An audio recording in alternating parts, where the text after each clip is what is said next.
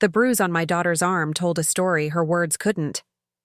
I stood in the Fallners' pristine living room, the scent of polished wood and cold entitlement hanging in the air. Judith's voice sliced through the silence as she forced Ivy, to apologize to the boy who had hurt her. "She provoked him," Judith said, her practiced smile as sharp as ever. The same one that had silenced me for years. But not this time. Something shifted inside me. Something long buried. A quiet rage, steady and unshakable, rising with every beat of my heart. They'd always seen me as malleable. Delilah, the illustrator. The peacemaker. The one who stayed soft no matter what. But they'd forgotten something. Even the gentlest creatures become fierce when their children are threatened. I walked out that day without a word, my daughter's small hand tucked tightly into mine. The Fallners thought they'd won, as they always had. They didn't realize silence isn't surrender. It's the sound of war drums just before they break. The first autumn chill had crept into our small Oregon town, painting the maples outside my kitchen window in crimson and gold. Ivy was packing for her weekend at her grandmother's estate, her movements slow and uncertain. She folded each item with care, almost like she was stalling. "Don't forget Mr. Whiskers," I said softly, nodding toward the well-loved, stuffed cat resting on her bed. She nodded, tucking it into her bag without a word. "I'm Delilah Wren, freelance illustrator, full-time single mom. My days are filled with sketches, scattered pencils, and doing everything I can to make Ivy feel safe in the world we've built since the divorce." "Do I have to go to Grandma Judith's?" Ivy asked, her voice barely above a whisper. "Can't I stay with you this weekend? I could help with your new project." I knelt beside her, brushing a strand of chestnut hair from her cheek. "Honey, I know it's not always fun, but family matters, and your cousins will be there. It's cousin weekend, remember?" Her eyes dropped to the floor. That hesitation. I should have seen it then. That was my first warning. The Fallner estate sprawled across 3 acres at the edge of town, a monument to old money and careful image control. As I pulled into the driveway, Judith stood at the front steps like a queen on her marble throne, arms crossed, lips tight.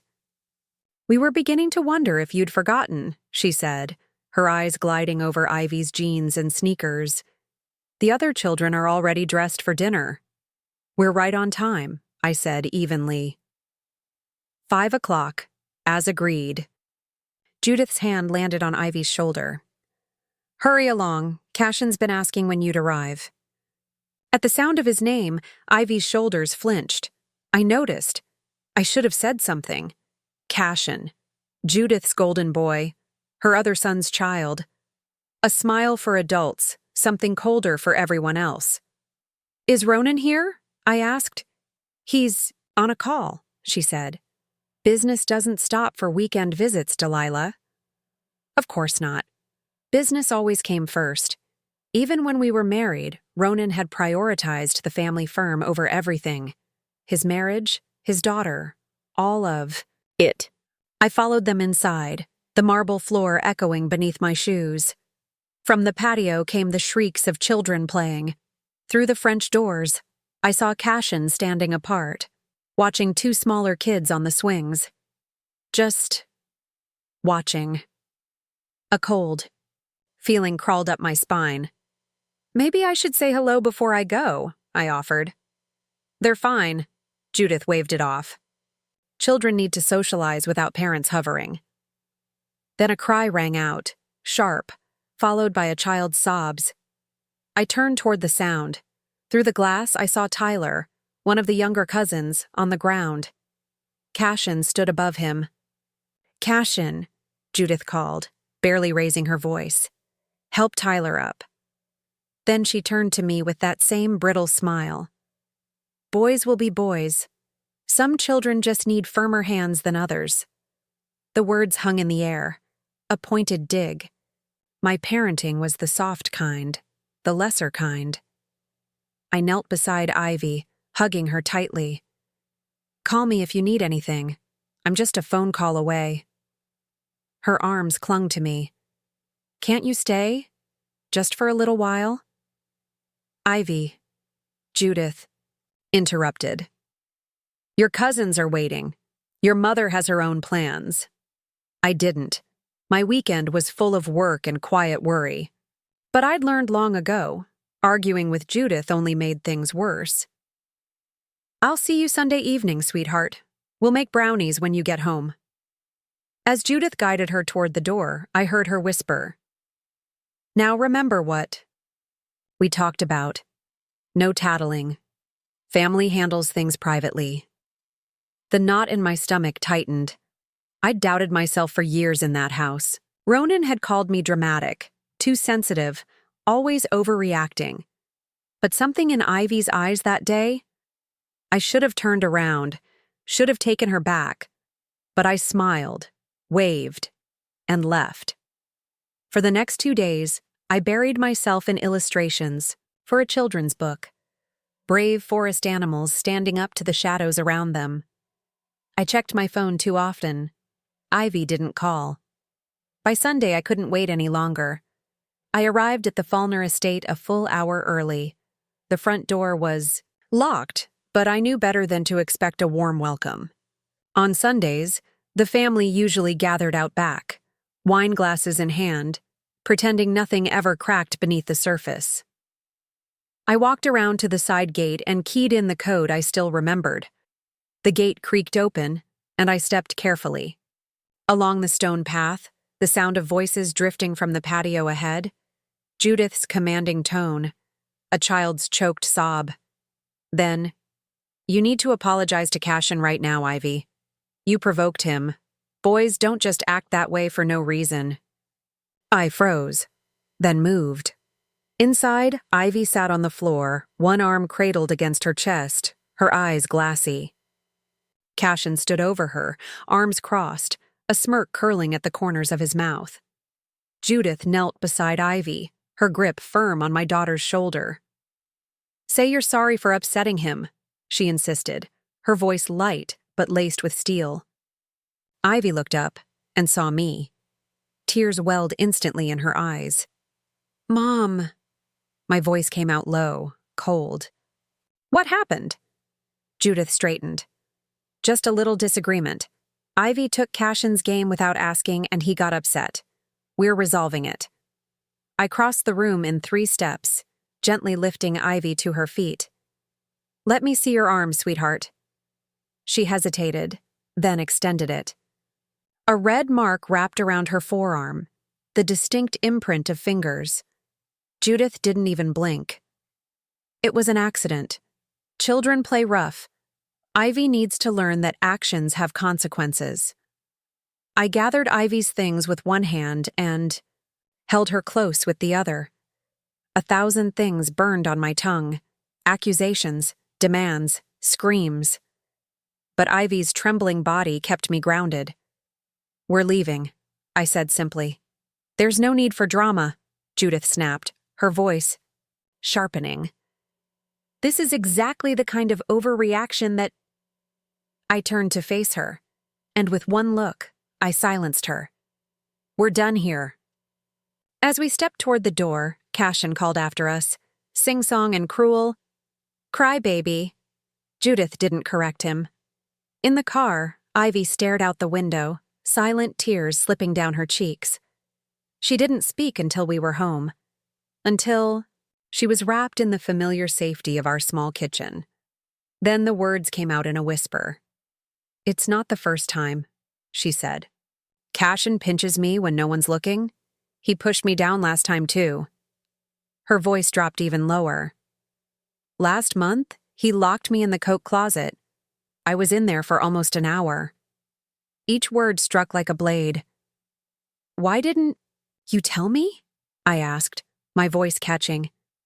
Grandma Judith said I shouldn't be a tattletale, that I need to stop provoking him. She looked down. Dad said the same thing when I tried to tell him. I pulled her close, fury and guilt crashing over me. All the signs were there, the reluctance, the quiet, the shadows behind her eyes after every visit. How did I miss it? That night, after Ivy was asleep, I documented everything. I photographed the marks. I wrote down every detail she'd shared, and I made a promise. Never again. Never again would I ignore my instincts. Never again would I let someone hurt my daughter and call it normal. The next morning, I called Mava, one of the best family lawyers in the county. I need your help, I told her, and I need you to tell me if I'm overreacting. Mava listened. When I finished, she didn't hesitate. You're not overreacting, Delilah, she said. You're finally reacting. 2 days later, Judith Fallner opened her door to a knock from Child Protective Services. It was only the beginning. You have absolutely no proof of any of this. Ronan's voice crackled through the phone, cold and dismissive. The same tone he used to use in arguments, like every feeling I had was just a phase I'd grow out of. Cashin is a normal, active boy. Ivy's always been sensitive. Like you. I stared at the photos spread across my kitchen table, the fading bruise on Ivy's arm, the scratch on her back she showed me the night before. This isn't about sensitivity, Ronan, I said quietly. It's about safety.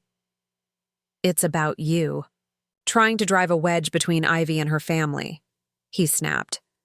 Mother told me how you stormed out. How you're turning a simple disagreement between children into some dramatic crusade. I closed my eyes. How many times had I heard this script?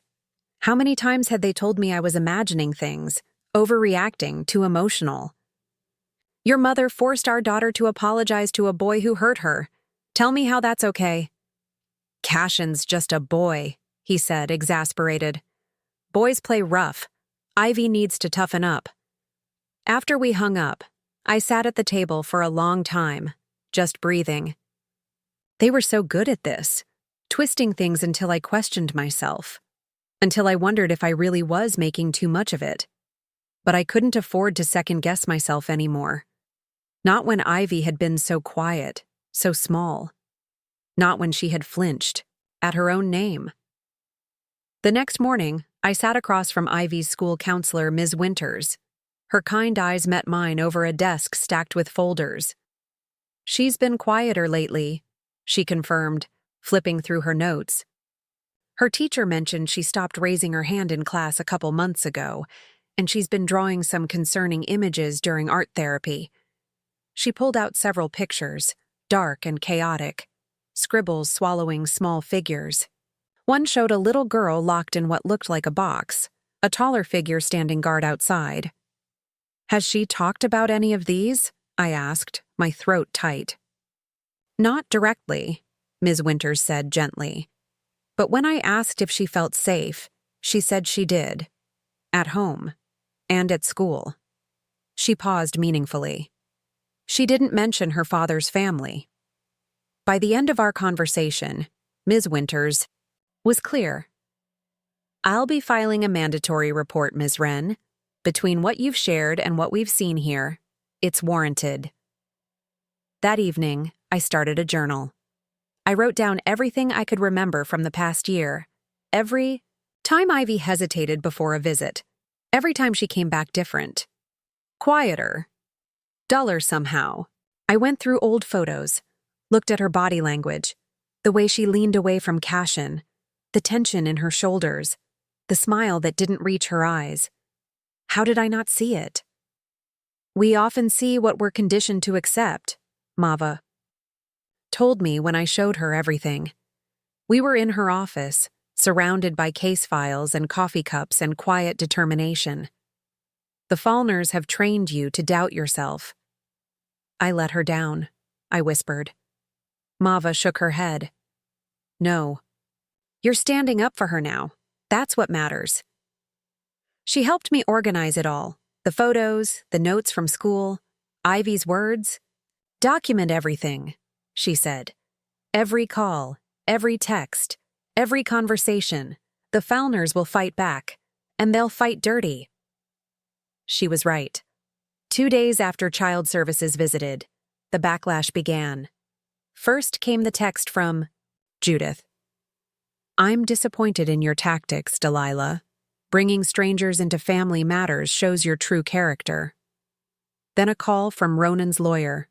Your unfounded accusations could be considered parental alienation. The threat wasn't even subtle. That night, after Ivy fell asleep, peaceful finally, I sat in the dark with my phone glowing in my hand. Ronan's name lit up the screen. "You've gone too far," he said without preamble. "Mother is beside herself. Do you have any idea how this looks for the family?" "I'm not concerned with how it looks," I said. "I'm concerned with what happened." "Nothing happened," he snapped. "You're twisting it all because you've always resented us." I let the words wash over me. It was their favorite tactic. Make me feel irrational, unstable. Ivy told her counselor everything, Ronan. Not just about this weekend, about the closet, the pinching, being told she deserves it. Silence. Then, "If you push this, I'll file for full custody. I'll tell the court you're mentally unstable, that you're poisoning her against us. My mother knows every family court judge in this county." I breathed in, then out. "It's a good thing we're not filing in this county," I said, repeating what Mava had told me. "Goodbye, Ronan." The next week blurred into movement, therapy appointments, legal prep, Ivy with her new therapist, slowly finding her voice. One afternoon, Ivy's teacher, Mrs. Bennett, caught me outside the classroom. "If you need a statement," she said, glancing around. "I've noticed the changes in Ivy too. I'll support you however I can." "Thank you," I said, honestly, stunned. "That means so much." She hesitated. "There's something else. Last fall, after a weekend at her father's house, Ivy drew something during free time. I found it troubling. I kept it." She handed me a folded paper. It showed a small girl, clearly Ivy, huddled in darkness. A boy stood outside, smiling, with too many teeth. At the top, in Ivy's careful handwriting, "The bad place." I added it to our growing file. That night, an email arrived. "My name is Emma Pearson. I worked as a nanny for the Fallners 2 years ago. I've seen what they're capable of. I'll talk." The cafe was nearly empty when Emma Pearson slid into the booth across from me. She looked younger than I expected, mid-20s maybe, but her eyes held something older, tired, wary. They darted toward the door every few minutes like she was waiting for someone to stop her. "I signed an NDA when they fired me," she said, voice low. "But after what I heard, I can't stay quiet anymore." "How did you find out about Ivy?" I asked. "Small town," she shrugged. "And I still babysit for the Hendersons. They're friends with your neighbor. Word gets around." She reached into her purse and pulled out her phone. "I kept everything, even when they told me to delete it." She scrolled through texts, screenshots of messages from Judith, complaints about sensitive children who couldn't handle Cashin's energy. The phrasing was sickeningly familiar. "She used the same language they used with Ivy," I murmured. Emma nodded grimly. "Cashin locked a little girl in the basement during a birthday party," she said.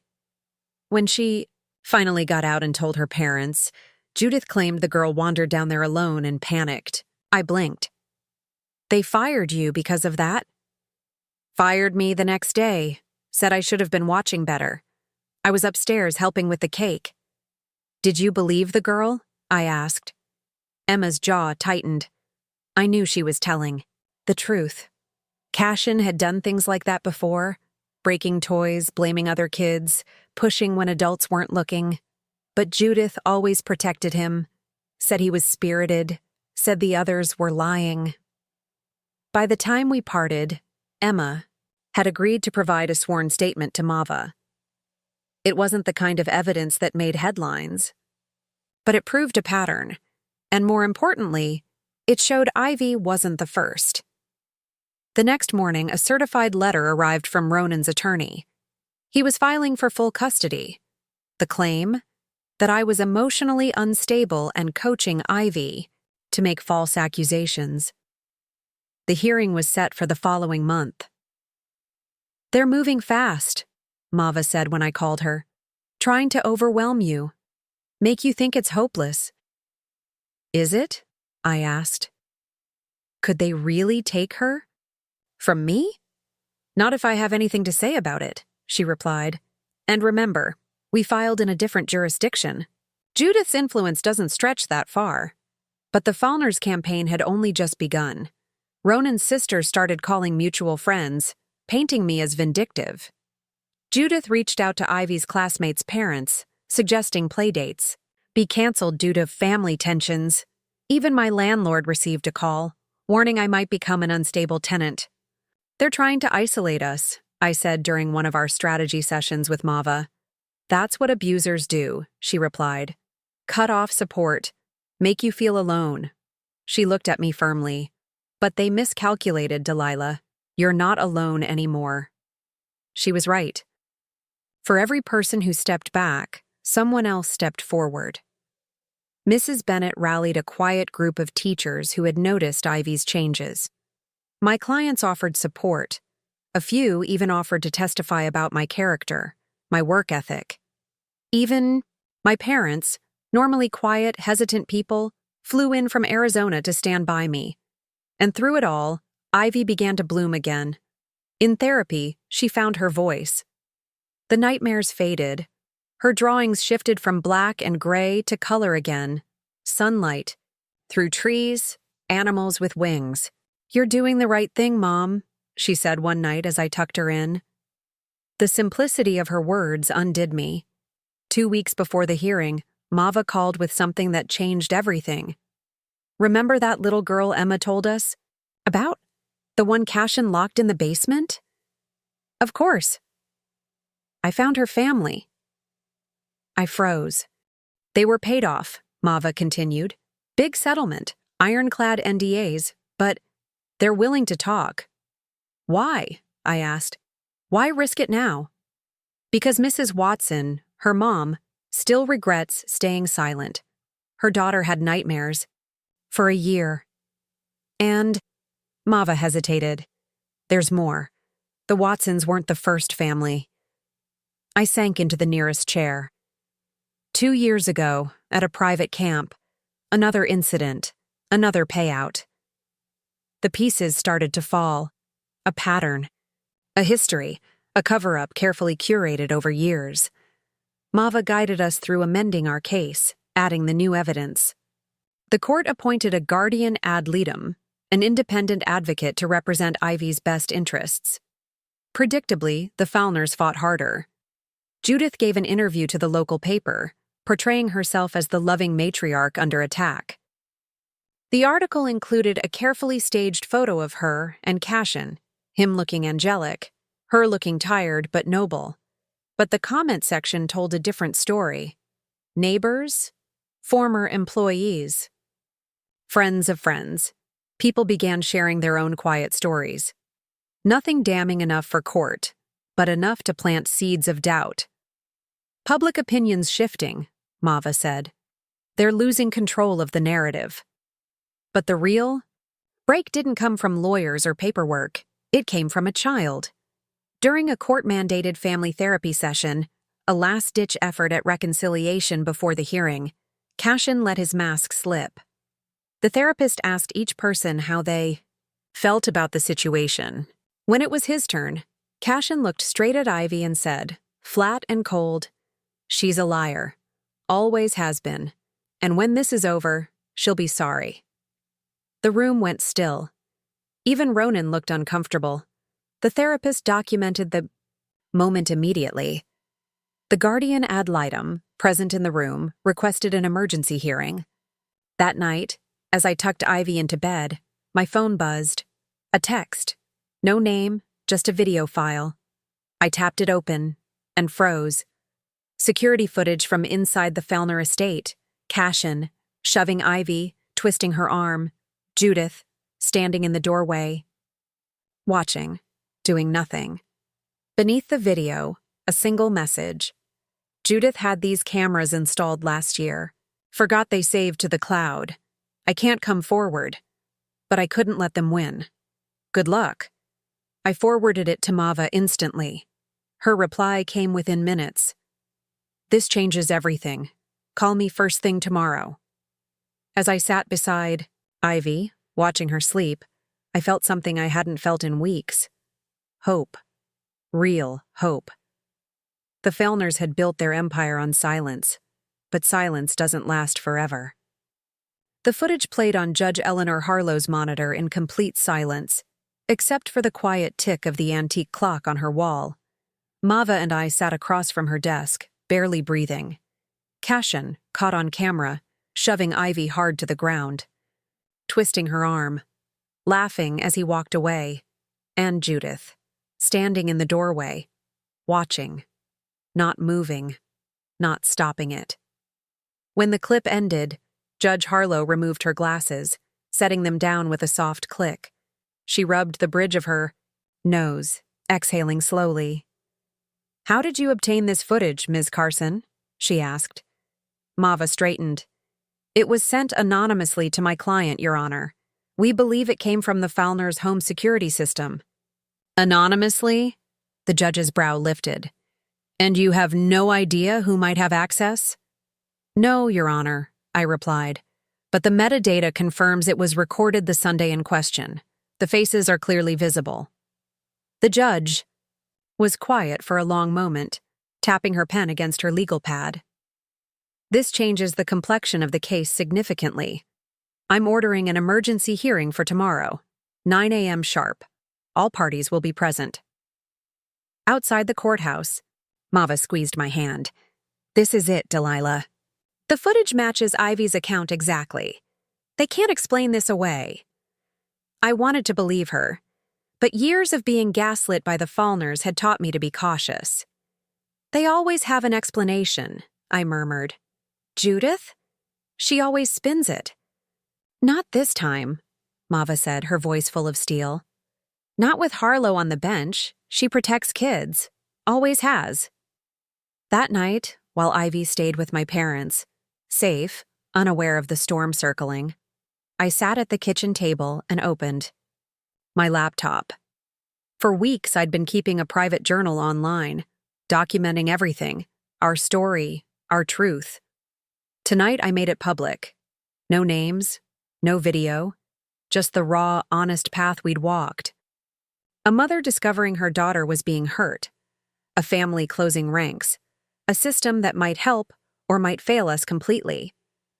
I titled the post, "When They Tell You to Apologize for Being Hurt."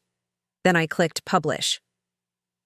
By morning, it had been shared thousands of times. Mava texted as I was pouring coffee. "Did you see this?" She sent a link to a local news site.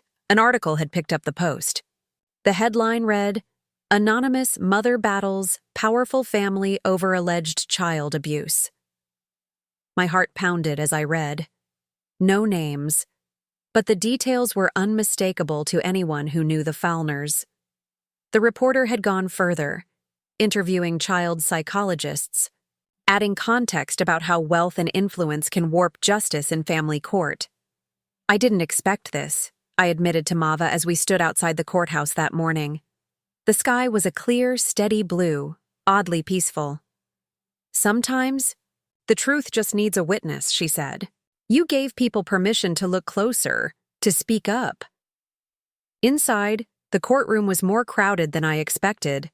The Fellners had arrived in full force. Judith sat like royalty, stone-faced and immaculate in a tailored suit. Ronan looked uncomfortable, jaw tight, hands clenched. Their lawyer, Harrison Wells, stood beside them, known for cleaning up messes for the town's elite. Even Cashin was there, dressed in a little blue blazer, looking every bit the charming heir. He caught my eye and smirked. The gesture chilled me. When Judge Harlow entered, the room settled into uneasy silence. The hearing began, routine words, formal tones, but everything inside me was coiled tight. Wells objected immediately. "Your Honor, this footage was obtained without consent. It should be deemed inadmissible. He turned toward us, indignant. Furthermore, we believe it has been edited, selectively cropped to present an incomplete version of events. Judge Harlow raised an eyebrow. Are you suggesting the footage has been doctored, Mr. Wells? Not doctored, Your Honor, but presented without crucial context. What preceded the incident is relevant. What context? Mava asked, voice calm and sharp. Justifies an adult standing by while a child assaults another? Wells ignored her. Mrs. Fowler had just entered the room. She hadn't assessed the situation. The children, these cousins, have a long history of playful roughhousing. The judge's gaze didn't waver. I'd like to hear from Mrs. Fowler directly, she said. Judith rose, smoothed her skirt, and took the stand with all the composure of someone who's used to being believed. I love both my grandson and my granddaughter dearly, she began. What you saw in that video was unfortunate, but it came at the end of an afternoon full of provocation. Ivy had been teasing Cashin, taking his belongings, challenging him. I felt fury build in my chest. Blame the victim. Again. Judge Harlow leaned in slightly. And your response to seeing your grandson shove and twist your granddaughter's arm was to ask her to apologize? Judith didn't blink. Children need to understand their role in conflict. Ivy needed to learn that her behavior has consequences. The judge's tone sharpened. So you're teaching her that physical assault is a natural consequence for what you call teasing? Judith faltered. That's not what I meant. Then what did you mean, Mrs. Fowler? Before she could respond, the back courtroom door opened. A woman I'd never seen before stepped in quietly and took a seat near the back. Something about her presence drew the judge's attention. Let's hear from Ivy's counselor next, Judge Harlow said, shifting focus. Dr. Morgan, please take the stand. Dr. Emily Morgan, Ivy's therapist, stepped up with calm confidence. She'd been working with Ivy for 3 weeks, and now her voice carried across the courtroom with quiet power. Ivy exhibits clear signs of situational anxiety, she said, specifically triggered by interactions with her cousin Cashin and her grandmother Judith. She's described multiple incidents of physical aggression and, more importantly, a pattern of adults dismissing her concerns. She's been taught that her pain is her fault. Objection, Wells snapped. Hearsay from a child who may have been coached. Judge Harlow looked to Dr. Morgan. I've evaluated traumatized children for over 15 years, Dr. Morgan said, unwavering. Coaching has a pattern. Ivy's disclosures were consistent, emotionally specific, and not suggestive of influence. What I saw was raw experience, not performance. Objection overruled, Judge Harlow said. Please continue. Dr. Morgan described Ivy's sand tray therapy, how she created a scene with a tiny rabbit surrounded by wolves. Larger wolves watched, but didn't help. When I asked her what it meant, Dr. Morgan said, Ivy replied, "This is what it feels like at Grandma's house." As the testimony continued, I watched Ronan.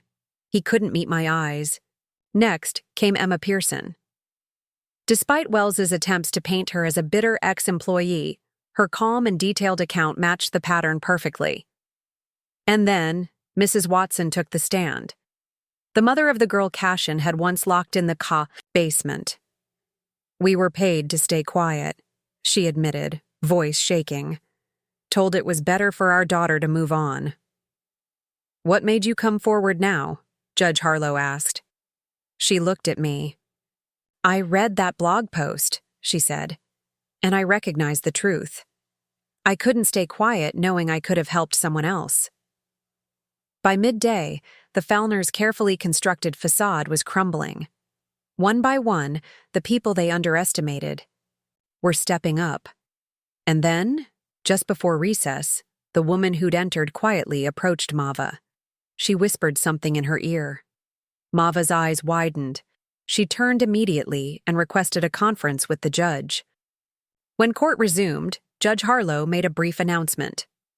The court has received additional evidence that requires careful review. We will reconvene tomorrow at 9 a.m. sharp. She looked directly at Judith. In the meantime, Ivy Wren is to have no contact with Cashin or Judith Fallner. Ronan Fallner's visitation will be supervised at the Family Resource Center only. As we gathered our things, I turned to Mava. Who was that woman? She gave a small smile. Patricia Dunning, Judith's personal assistant for the last 8 years. My breath caught. She has emails, Mava said. Correspondence between Judith and the headmaster at Cashin's private school. 3 separate incidents, 3 children, all handled quietly, after generous donations. I stared at her. She's willing to testify? She saw the footage last night, Mava said, and she said she couldn't live with herself anymore. Outside the courthouse, reporters clustered like moths to a flame. Word had spread, first from the blog, then the local news, and now through whispers that carried farther than any headline. Judith swept past them with her signature, icy grace, lips tight, offering only a clipped, no comment. Ronan ducked into a waiting car, face turned away from the cameras. I stood on the steps, momentarily unsure what to do. Mava placed a steadying hand on my back. Then, turning to the press, she spoke on our behalf. We're grateful the court is giving this matter the serious attention it deserves, she said. Our only concern is the welfare of a child who deserves to feel safe with all members of her family. That evening, Ivy and I sat on our back porch swing as fireflies blinked in the dusk. I'd explained the court ruling to her, gently, carefully, in language she could understand. Does this mean I never have to see Cashin again? She asked, her voice quiet, hopeful. I don't know for sure, I said, but I promise this. You'll never be alone with him again. She leaned against me, her little body, finally, truly relaxed. I told Mrs. Bennett what was happening once, she said, her voice even softer now. She said I should tell you, but I was scared. Scared of what, honey? That no one would believe me. A pause. Grandma Judith always says, I make things up. I hugged her tight. I believe you, Ivy. I will always believe you. The next morning, court resumed. Patricia Dunning took the stand. She was poised but visibly nervous, her voice wavering at first as she identified herself as Judith's personal assistant for the past 8 years. Wells pounced, trying to rattle her. She has stolen private emails, Your Honor, he argued. This is a clear breach of employer confidentiality. But Judge Harlow was unmoved. Continue, Ms. Dunning. Patricia's testimony was devastating. She described incidents at Cashin's private school, 3 different classmates injured in 3 separate altercations, shoved downstairs, locked in supply closets, 1 even bitten. Each time, Judith intervened directly with the headmaster. Each time, a generous donation followed. Each incident had been buried. Wells objected repeatedly, questioned her motives, suggested bitterness, even revenge. But with each objection, Judge Harlow's expression grew colder. By noon, the evidence was no longer just disturbing. It was undeniable. After a short recess, as I stepped into the hallway to get a breath of air, Ronan approached. Alone.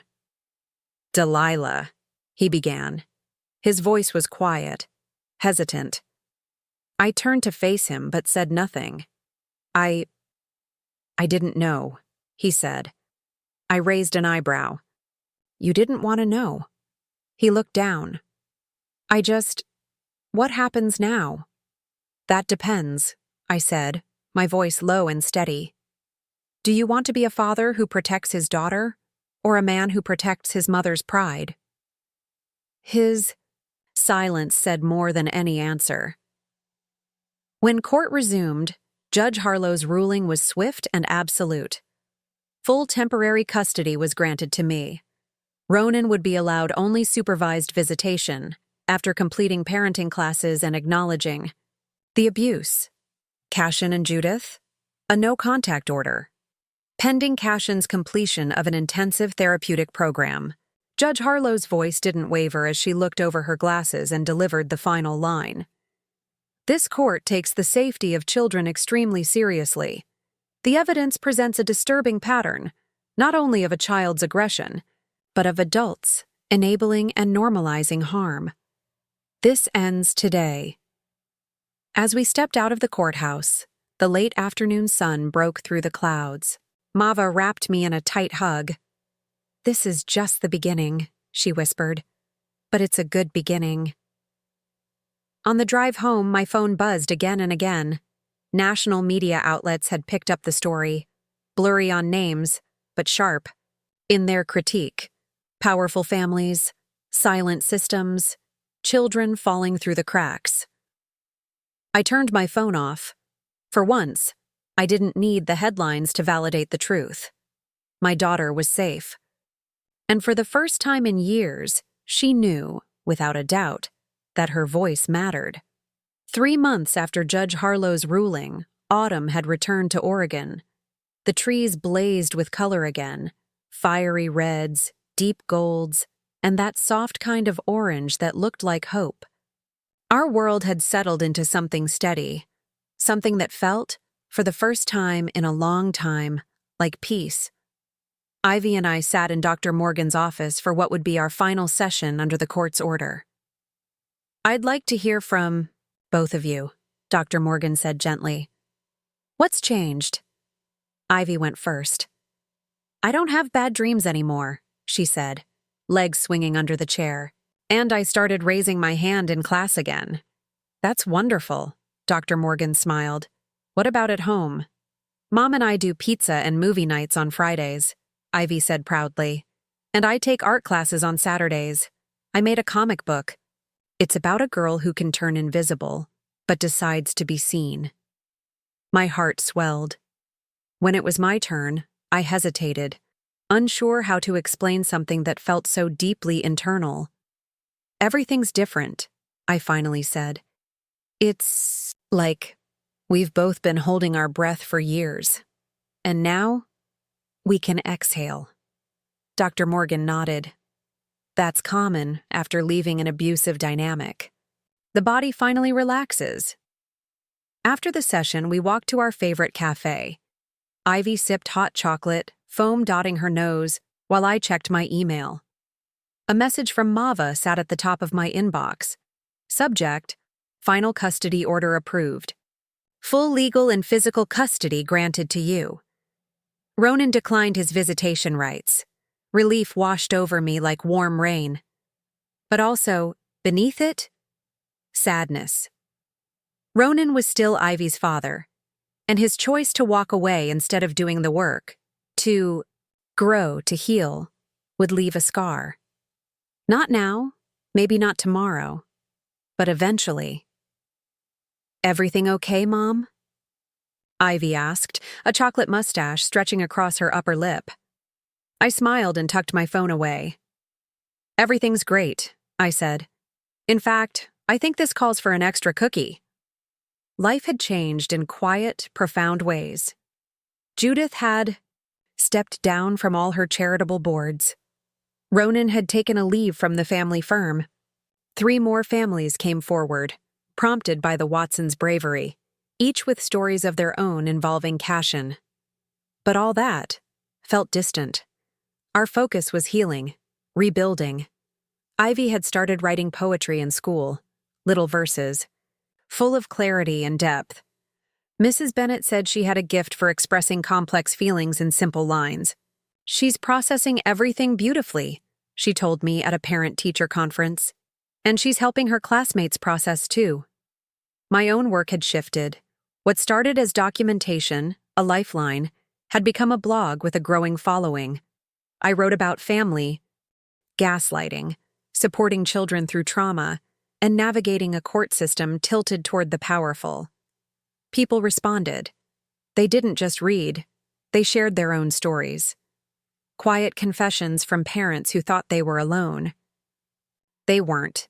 We weren't. One crisp October evening, Ivy and I sat at the kitchen table, her working on homework, me sketching final pages for a new children's book about courage. The doorbell rang. It was Mava. She stood there with a bottle of wine and a grin I hadn't seen since the day we won the emergency hearing. "We need to celebrate," she said, stepping inside. Once Ivy was settled with a movie, Mava laid it out. "The Watson case is going to trial," she said. I blinked.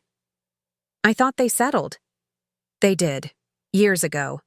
But after your case, Mrs. Watson hired me to challenge the legality of the NDA, on the grounds that it protected ongoing harm."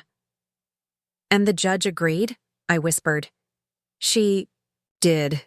The whole thing is going to court, public. No hush money, no sealed records." She smiled wide. "That's not all. My firm offered me a partnership. I'm heading a new division, child advocacy." I threw my arms around her. "No one deserves it more," I said. "You changed our lives." "No," Mava corrected, voice soft. "You did. I just helped with the legal parts." The following week, we got word that Cashin had been enrolled in a therapeutic boarding school in Vermont. According to Patricia Dunning, who'd stayed in touch with Mava, the decision came after another therapy session, one where Cashin became violent when challenged about his behavior. "It should have happened years ago," Patricia said when we met for coffee. But Judith couldn't handle the idea that her golden boy wasn't perfect. I felt no triumph in the news. Only hope that, removed from the toxicity that shaped him, Cashin might have a chance to change. He was still a child, one failed by the adults who should have taught him better. Later that November, Ivy's teacher entered her poem, "I'm Not Sorry," into a statewide contest. When the email came announcing she'd won first place, Ivy danced around our kitchen, arms flailing, her laughter echoing off the walls. "They're putting it in a real book, Mom," she said. "Like a real one, with libraries." The poem was just 8 lines, simple, but bold. It was about finding her voice, about no longer apologizing for taking up space. Reading it, I saw everything. Not just healing, but transformation. The awards ceremony was scheduled for December at the state capitol. Ivy practiced her poem every night, her little voice growing more confident with each recitation. As we packed for the trip, a new email appeared in my inbox. It was from Ronan. The subject line was blank. "I've been in therapy," he wrote. "I'm starting to understand how much damage my family's dynamics caused. I don't expect forgiveness, but I wanted you to know I'm finally facing the truth. Congratulations to Ivy. She deserves every good thing." I didn't reply. Not right away. I wasn't angry, not anymore. But rebuilding trust, if that was even possible, would take more than an apology sent into the void. That night, as Ivy was getting ready for bed, a heavy envelope arrived from Mava's office. Inside was the final court order, termination of the Fallner's access to Ivy.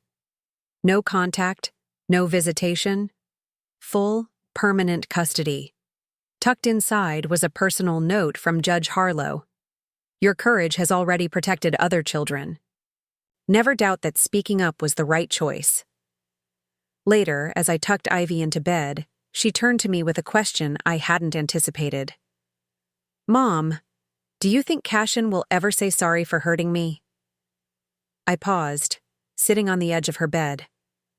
Her eyes searched mine, not for revenge, but for something deeper.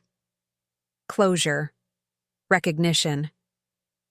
"I don't know, sweetheart," I said gently. "Sometimes people aren't ready to admit what they've done." She nodded slowly, pulling the covers up to her chin. "That's okay. I don't need a sorry anymore. I just needed to know it wasn't my fault." I kissed her forehead, awed by her quiet strength. "That's right. It was never your fault." She drifted off peacefully, the way children are supposed to sleep, unburdened. And I stood in the doorway, watching her breathe, watching her rest. The journey we had walked, through silence, resistance, and fire, had led to this. Safety. Self-worth. A child who no longer believed she had to earn love by enduring pain.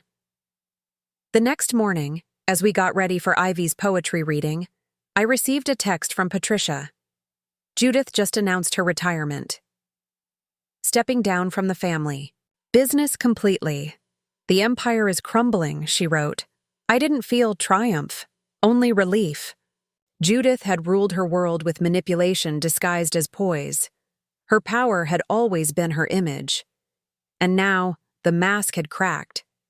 Justice hadn't come in the form of punishment, but in truth, rising to the surface. At the ceremony, Ivy stood, at the microphone in her neatly pressed dress, her hair pulled back in a ribbon she'd chosen herself. When she read her poem, her voice rang out clearly, steady, full of quiet confidence. And as I watched her, my eyes stung. This was what we'd fought for. Not just safety, but voice. Not just protection, but power. Ivy finished her poem, looked up and smiled. A soft, brilliant smile that told me she knew, deep in her bones, that she didn't have to shrink, didn't have to apologize, didn't have to hide. We'd both been transformed. Once I'd been the mother who second-guessed herself into silence. Now I was the woman who had defended her daughter with fire. And Ivy. She was no longer the girl who whispered from the shadows. She was standing tall, taking up space. As we drove home through the early winter twilight, Ivy clutched her award and yawned in the passenger seat. I'm proud of us, Mom, she murmured. Me too, baby, I whispered back. Me too. Spring arrived with a gentle persistence, coaxing green shoots from the thawed earth and sunlight from behind long-settled clouds. 6 months had passed since Ivy's Poetry Award, and our lives had settled into a rhythm that felt, miraculously, normal. I stood at my easel near the window, adding the final touches to an illustration of a girl releasing paper lanterns into a night sky. It was for a new children's book, my first major project since reclaiming my career. The theme was courage, and every brush stroke felt personal. Then my phone buzzed. A text from Mava. Check your email. Urgent, but good. I laughed softly. Mava never used one exclamation point when 2 would do. The email was an invitation. Formal, official. Keynote speaker request. Pacific Northwest. Conference on Emotional Abuse and Protective Parenting. They want me to speak, I whispered aloud, more to myself than anyone. The blog had grown steadily since I first published Ivy's story. It had evolved into a resource, a lifeline for other parents navigating gaslighting, bullying, and the labyrinthine family court system. Still, speaking? On stage? It felt like a step into the unknown. Just then, the front door burst open and Ivy rushed in, backpack bouncing. Mom! She shouted, eyes shining. Mrs. Bennett says they're publishing my poem in a real literary journal, like one that goes to libraries. I set aside the email, focusing on her joy. That's incredible, honey. Which poem? I'm not sorry, she said proudly. They want me to write a little paragraph about what inspired it. We sat at the kitchen table, our usual spot for creative things, with notebooks and colored pens scattered between us. At 10, Ivy had developed a thoughtfulness that sometimes stopped me in my tracks. I want to say it's for kids who are told to be quiet, she said, chewing the end of her pencil. But I don't want to sound mad. You can be honest without being angry, I said. What's the most important thing you learned? She thought for a moment. That feeling bad when someone hurts you doesn't mean you did something wrong. My chest tightened. That's perfect, Ivy, I whispered. Exactly that. That night, after Ivy was in bed, I called Mava to talk through the conference invitation. You have to do it, she said. Your voice matters. You're not a therapist or a lawyer. You're a mother who walked through the fire. People need to hear that. What would I even say? I asked. The truth, she replied. Just like you've always done. 2 weeks later, another unexpected email arrived, this time from a publishing agent. She'd been following the blog and saw potential. Your writing resonates deeply with readers, she wrote. There's a book here, something that could help families who don't even know they're trapped yet. The opportunities arriving now felt surreal, almost disorienting. Just a year ago, we'd been buried under threats, doubts, and whispered rumors. But each step had led naturally to the next. The notes became blog posts. The blog built a community. The community opened doors. I said yes to the conference, to the proposal, to all of it. If our story could help even one family see what they'd been conditioned to ignore, then the pain had purpose. Spring melted into summer, and with it, another message from Ronan. He'd completed intensive therapy. He wasn't asking to see Ivy, not yet, but asked if I'd meet with him. Just me. I understand if you say no, he wrote. But I have things I need to say, for my own accountability if nothing else. After talking with Dr. Morgan, I agreed to meet him at a neutral coffee shop. When he arrived, he looked like the man I used to know, but different. Softer. Unsteady, in a way that suggested something real had finally cracked open. Thank you for coming, he said, both hands wrapped around his coffee like a lifeline. I waited. I've been working through a lot, he began. Understanding how my mother shaped me, how I let her define everything, even how I treated Ivy. He met my eyes. I should have protected her. And you. Not just from Cashin, from all of it. I said nothing. I'm not asking for forgiveness, he added quickly. Or a relationship. I just needed you to know. I finally see it. All of it. I let his words settle. What about Cashin? I asked. Have you talked to him? Ronan nodded. He's still at the school. They say he's making progress, but it's slow. Years of being told his behavior was okay. It's deep. But I visit. I'm trying to show him something different, something better. I believed him. Not because of what he said, but because, for the first time, he didn't ask to be believed. When he cautiously asked if he might see Ivy again, someday, I was clear. Being a father isn't genetic, Ronan. It's earned. If you want a relationship with her, you'll need to prove you've changed. Over time, consistently. He didn't argue. Maybe that was the most convincing thing of all. By late summer, my art had found a new rhythm. There was a depth in my illustrations now, something raw and honest that clients seemed to respond to instinctively. I was commissioned to create a series of murals for a local children's hospital. Bright, tender images of courage and healing that would line the pediatric wards. Ivy was thriving too. She'd started volunteering at a community art center on weekends, helping younger kids paint and draw while working on her own projects. Her first mural, a collaboration with other children, showed a girl holding a glowing lantern, lighting a path through a dark forest. When the center's director asked her about it, Ivy simply said, "Sometimes you have to make your own light to find your way out." Her words stayed with me for days. The Child Advocacy Center that had once provided us with so much guidance asked me to join their parent advisory board. I accepted without hesitation. To sit beside the professionals who had walked us through our darkest months, this time not as a client but as a collaborator, felt like the final turn of the healing wheel. In September, news arrived that Judith Fallner had been quietly removed from several prominent philanthropic boards. The public. Settlement of the Watson lawsuit had shaken more than her reputation. The Fallners' polished legacy was crumbling.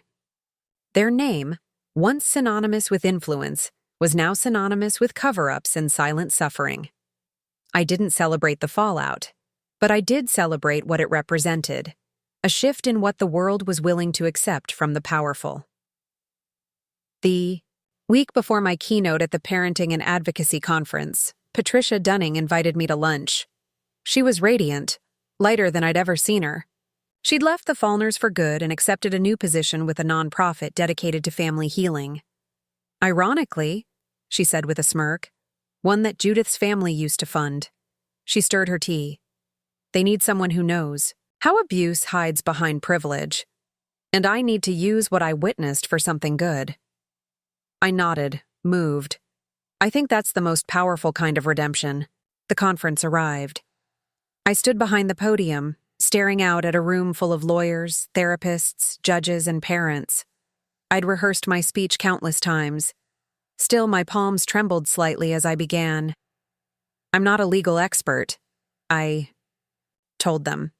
I'm not a therapist. I'm a mother. A mother who was told her child provoked violence. A mother who was told her instincts were dramatic, her concerns irrational. A mother who learned that silence was not peace. It was permission. I told them our story, not the details. Those were protected. But the truth of it, the fear, the gaslighting. The way systems bend toward those with power if no one stands firm. The most dangerous sentence I ever heard, I said quietly, was, "She provoked him, and she needs to apologize."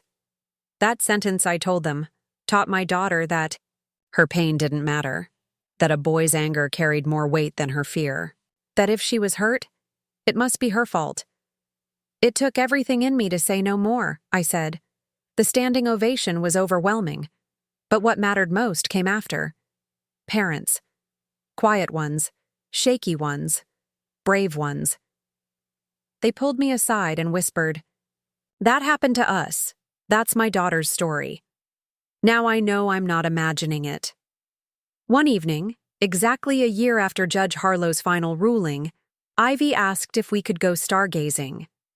We drove out to a quiet field just outside of town, spread a blanket, and lay back, shoulder to shoulder. The stars bloomed above us in a clear, endless sky. "Do you ever think about them?" Ivy asked softly. "Grandma Judith? Dad? Cashin?"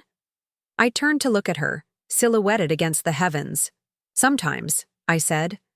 "And I hope, wherever they are, they're healing in their own ways." She was quiet for a moment. Then, she said, "Mrs. Bennett says holding on to anger is like drinking poison and expecting someone else to get sick." I smiled into the darkness. "That's very wise." "I'm not angry anymore," she said.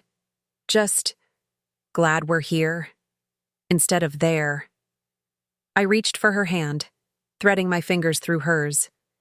Me too. Above us, a meteor blazed a slow arc across the sky. "Make a wish," I whispered. She closed her eyes, then opened them, smiling. "Already did." I didn't ask what it was. Some wishes don't need to be spoken aloud to be perfectly understood. As we packed up the blanket and headed home, Ivy hummed a soft melody, the same one she'd been working on in music class. A song about finding light in the dark. The road stretched ahead, the stars lighting our way. They had told her to apologize for being hurt. I had taught her never to be sorry for speaking up. And in that shared truth, we had found our way forward, one brave step at a time. When was the last time you stayed silent to keep the peace, only to realize your voice was the very weapon you needed? That question echoed through my mind as summer turned again. Warm winds, sweeping over the town like a reminder. Life moves forward. Healing isn't linear, but it's real.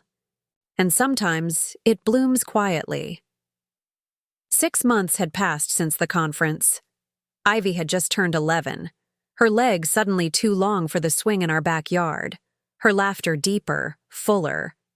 But her eyes, those bright, steady eyes, still carried the softness of someone who'd earned her safety. At school, she continued to write poetry. Her journal had filled with verses about truth, bravery, and the messy magic of being a girl who speaks up. Mrs. Bennett said she was becoming a voice for other kids in her class. She wasn't trying to be a leader, she just was. One morning, I received a letter from the publisher who had signed my book deal. The manuscript was officially in production. Part memoir, part guide for parents navigating covert abuse and toxic family systems. In it, I'd written the words I wished someone had told me years ago. You're not crazy. They just taught you to doubt yourself every time you got close to the truth. Later that week, I got a call from the director of the art center. Ivy's mural, The Glowing Lantern Girl, was going to be part of a traveling exhibit on youth expression and resilience. They wanted to feature a short write-up from her. When I told Ivy, she blinked, stunned, then smiled. "What should I say?" she asked. I thought for a second, then said, "What would you want another kid, one who's scared or quiet or hiding, to hear?" She nodded slowly. "I'd want them to know they're not weird for being scared, that it's okay to ask for help, and that someone will listen." She paused. Eventually. In late October, I received one more message from Ronan. This time, he didn't ask for anything. He just updated me. He was still attending therapy, still visiting Cashin at his school. "Progress is slow," he wrote, "but I'm learning that change doesn't have to be perfect to be real." He asked me to pass along his congratulations when Ivy's poem was published in the journal. I did. She simply nodded, then returned to drawing a new comic. This one was about a girl who turned her scars into armor, not to fight, but to protect others who hadn't yet found their voices. I watched her sketch in the warm spill of afternoon light and thought, this is what survival becomes when it's nurtured. A future, a voice, a story. As winter crept in, we celebrated quietly. No noise, no headlines, no courtrooms. Just us. Ivy made peppermint hot chocolate. I baked cookies from an old recipe of my grandmother's. We wrapped small gifts in too much tape and danced around the living room to songs she'd choreographed herself. Our peace wasn't performative. It was earned, and it was ours. The last entry I added to my blog was short, just a few lines. They told her to apologize for being hurt. But she didn't. And now she's writing the story instead of surviving it. That post went viral too. But I didn't care about the clicks. I cared about the emails I received from parents, hundreds of them, saying, "I see my child in yours." I finally called the school. I stood up to my sister, my ex, my father. The story didn't end in the courtroom. It didn't end with justice or judgment. It ended in small kitchens and quiet classrooms and late-night confessions between parents and children. It ended in voices rising where there had once been silence. And in every one of those voices, I heard Ivy. I heard me. I heard all of us. Unlearning the shame, unlearning the apology, and learning instead how to speak without fear. One story at a time, one brave step at a time.